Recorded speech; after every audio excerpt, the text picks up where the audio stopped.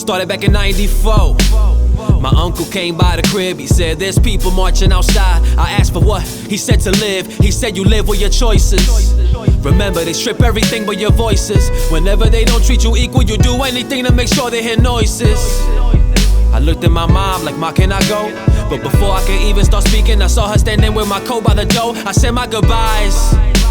As we walking outside, I'm asking him why. He told me last night the cops in the Bronx killed a man named Anthony Byers. They choked him.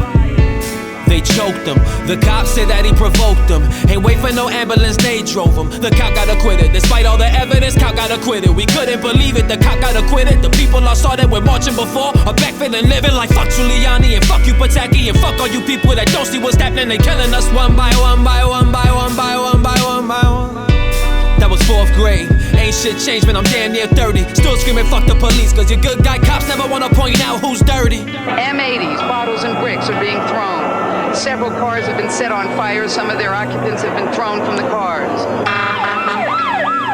One building directly across from the building where 24-year-old Jose Garcia was shot was set on fire. According to police, the protesters are not organized. They're traveling in vans numbering up to 200. So far, several demonstrators have been arrested.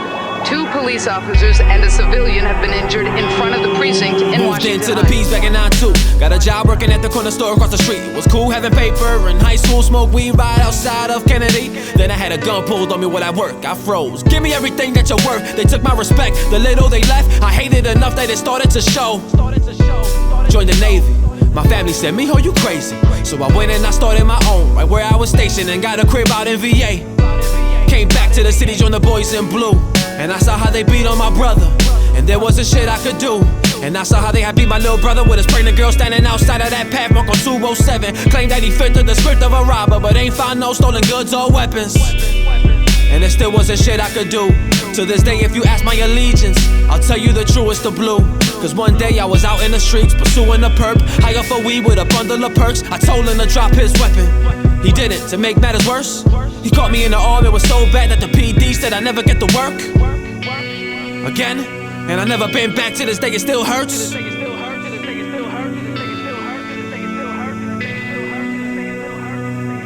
So you're not gonna tell me that a policeman who's dependent on other cops having his back is not gonna help them out if they get caught up in some shit. Be it anything from a traffic violation to murder. And until we start holding these cops accountable or making them hold each other accountable, we'll forever be divided. Accept the people. The people are strong. The power is in the people.